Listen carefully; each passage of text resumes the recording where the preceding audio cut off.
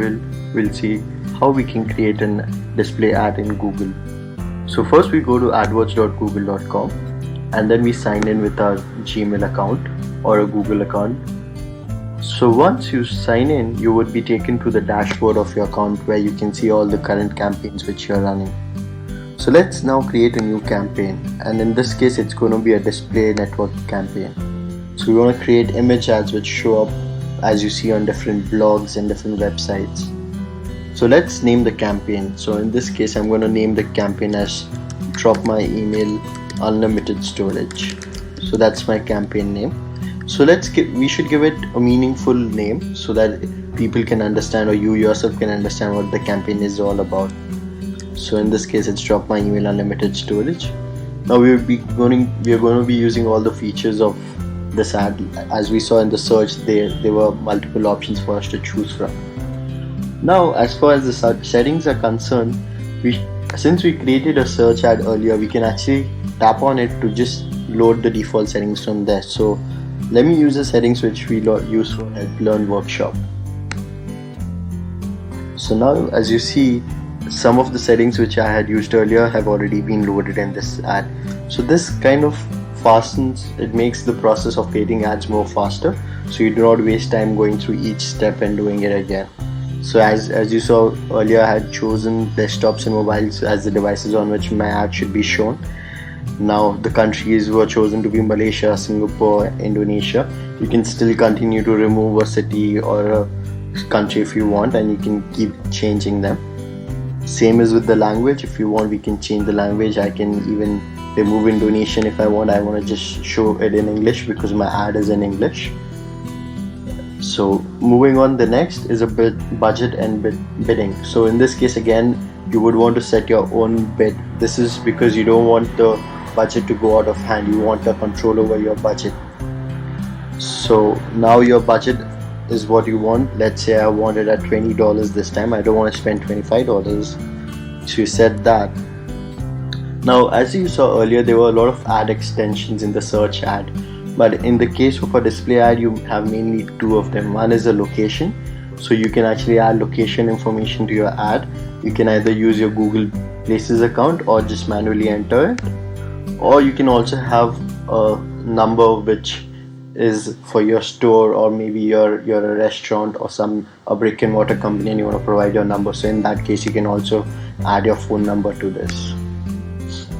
Now as for the advanced settings, so I want the ads to start immediately. I don't want to wait for a longer time, so I just set the date as today. It's already preloaded. And then you can again go and change the ad scheduling. So if you see in this case, it's showing at 49% because in the previous search ad we had set the settings to be so. One can again go and edit this.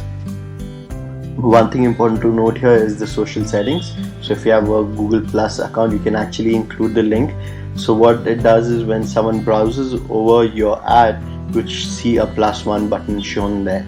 So this kind of also helps you to get more +1s on your Google Plus page. So in this case we just save and continue. We move on to the next step. So now when we are in the next step, so here we need to create our ad group as we did in the case of the search ad. So in this case I'm going to just say unlimited storage and then set a default bid. Now this is an image ad, so you will have to again use the keyword tool and make use of other tools to find out the kind of bid values which people are generally putting in for your category. So in this case let me just say 50 cents per bid. Now how would you want to target your audience? This is important. So first, the three options. First is display keywords. So in this case you can actually enter keywords which appear on the page, so Google would then pick up your ad and show it based on the keywords of that page.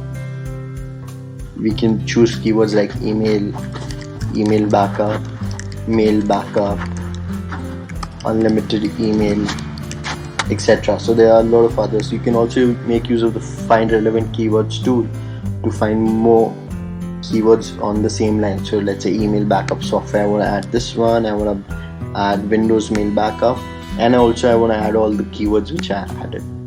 So you can use keywords to actually target ads, so where your ads should be placed. Another thing is interest and remarketing. So interest is, you can choose the ads to be shown on sites which match the interest which you're choosing. So let's say computer, and under computer and electronics I want to show to people who are looking for computer security, or I want to go look for people who are maybe looking at software and they are looking for freeware and shareware. Since we provide a 14-day free trial, maybe this will work out well. Or maybe internet software. So you can also choose interests of people based on which you want to show the ads. As far as remarketing is concerned, that's a totally different concept which we will be looking at a later tutorial maybe. Or we can use different methods. Other methods include a topic or placements or an age group for which you want to show an ad, or the gender. So in this case, let's stick to keywords and go ahead. Now when you choose keywords, you can again further narrow your ads you're targeting. You can again narrow it down based on the audience interest, which we've already chosen in the previous case. So now it's going to be a combination of these two sets, which is keywords plus the interest of the people. You can add further conditions to it, that I want to show it only to people of a certain age. I want to show it to people between the age of 18 and 44. So you can put that kind of a restriction as well. So you can also add more restrictions if you want to in this case. So let's just save and continue with this. Now here they're asking us to place our ad. What kind of an ad do you want? Now an image ad can actually include a text ad as well. So if you would notice at times that you see a text ad, something of this form with a box around it. So that's also kind of an image ad. But here we want an absolute image, which we have created on our own. So now if you see on the side, Google supports the following sizes of images to be which are used in their ads. So make sure that all your images are in lines with the sizes as shown, and a maximum of 50k in size. So I've already created an ad, so let me just select the 200 by 200 sized ad. So this is the one. I'm going to name my image, so it's unlimited storage in blue.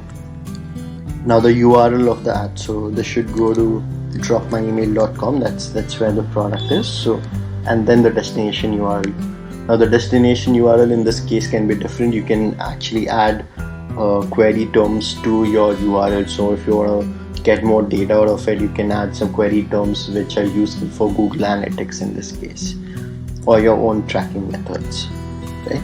So I've created the ad, and then I just click on done. You can actually add multiple ads to this particular ad group. So in our case, let's just use one, and then we say save ad. So as you see, this is the ad which we've created, and the bid is 50 cents. And now the ad is under review. The reason it's under review is Google might want to look into the ad to make sure the content is in lines with all their privacy and terms and conditions before it's approved. So once your ad is approved, it will start running and you would start seeing clicks and impressions coming here. So that's about it.